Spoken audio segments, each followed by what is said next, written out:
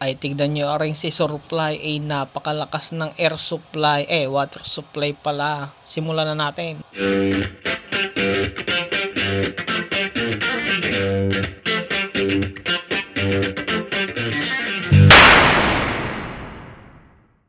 So ayun na nga, nakabili na nga tayo na ring supply na pressure washer din sa Shopee. Nakalink down below sa description or nasa taas ang kanyang link.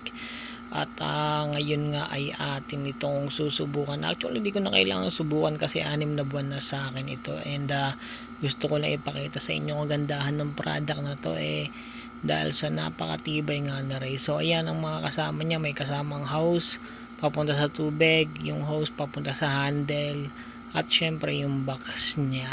Okay, so simple lang i-operate naman array.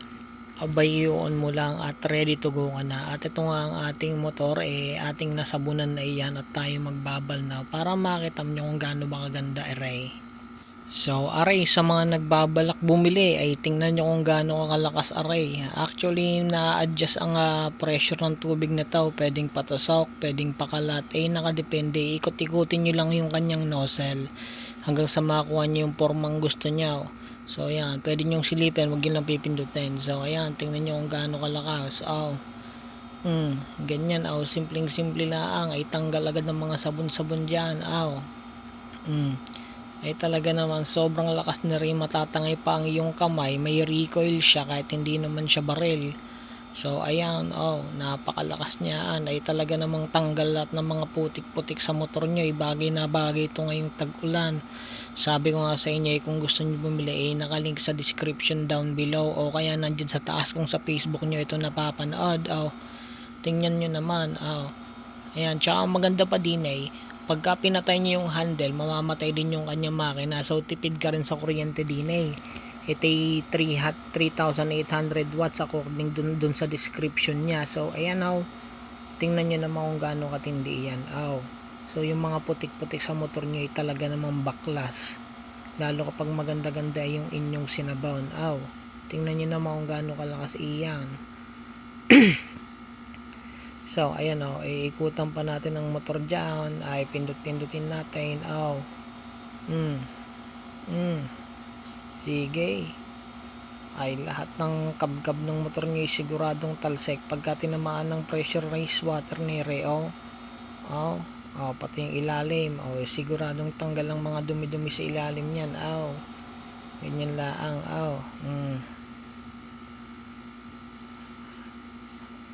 Yun, sasalinan nyo lang ng tubig para tuloy-tuloy ang tubig. Sasalinan nyo yung tubig ng balde nya.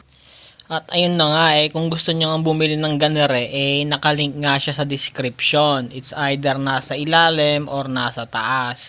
Doon na lang kayo bumili para siguradong supply ang inyong mabibili. So nabili ko to halagang 1,300 ata dahil sa voucher ko. Pero tingnan nyo na lang kung magkano na presyo niya ngayon. Nakalink sa description kung saan ko siya nabili, no?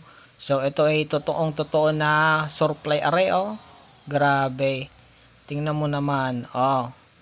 Yung hose niya na yan guys, matigas yan, talagang para sa pressure, pressure washing.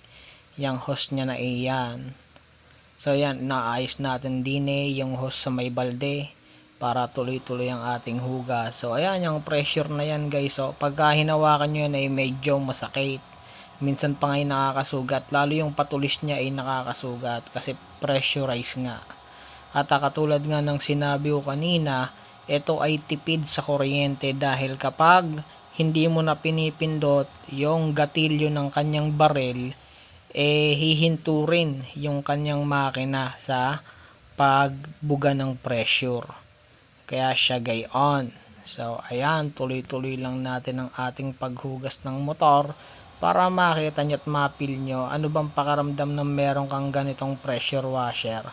Abay syempre sulit na sulit yan, lalo ngayong tag-ulan at lalo na kung ikaw ay tiga sa ganitong lugar, tiga bukid, no, na ang dadaanan mo palabas ng kalsada ay maputik, diba? Yan talaga naman lahat ay malilinisan mo, lahat ng sulok ay kayang-kayang siksikin ng kanyang pressure, no? Gayon lang siya. Ayan, tingnan nyo. Nakita nyo naman yung bulusok ng tubig niya. Talaga naman pati yung buhangin sa ilalim ay nababakbak. Pansinin nyo yung buhangin sa ilalim ng motor pagka tinatamaan ay nababakbak. Ayan, dapat linis na linis yan dahil ngayon ko lang ulit lilinisan ng aking motor simula nung actually 2 buwan ko na atang hindi nalilinisan aring motor nare. Kaya yun na nga dapat lang naman maligo siya nang sa ganun maayos at patiwasay-tiwasay naman ang kanyang susunod na biyahe. Dagdag bigat pa sa motor yung alikabok lalo pagka dumamin at nagpuputik na sa may ilalim. Kaya yan yung ilalim ng makina yan pa naman isa sa mga pinakamahirap linisan yung makina dahil may mga singit-singit dyan pero yung mga singit-singit dyan nadadali natin dahil nga napakaganda ng pressure washer na ito. So yan, kung gusto nyo nga bumili, bumili kayo. Nakalink nga sa description yung kanyang link sa Shopee, no. So ayan, Surfly. Approve sa akin itong produkto na to. Nakita ko lang din ito sa Shopee dahil ako nag-i-scroll up and down dun sa kanilang video. Tingin ko naman okay. Dati kasi ang gamit ko yung portable lang, yung di-charge na napakahina. Ito talaga naman tanggal lahat. Yun nga lang, di kuryente, di saksak. Di hamak na mas magastos are sa kuryente kaysa doon. Pero ang pinagkaiba naman sa ibang sa ibang pressure washer, katulad ng sinasabi ko sa inyo, pag uminto ka ng pagpindot, hihinto rin ng makina nang sa ganun makatipid-tipid sa kuryente, no. So, yan, mukhang okay na tayo din naubos na ang ating pambalnaw, kaya tayo naman magpupunas ng motor. Siguro hindi ko nabibidyo ang pagpunas ng motor dahil simple lang naman ang pagpunas ng motor tutuyuin lang natin tapos lalagyan natin ng BS1 pagkatapos natin tuyuin ng motor para poging-pogi na ulit ang ating motor. So gayon lang, bumili na kayo, nakalink sa description.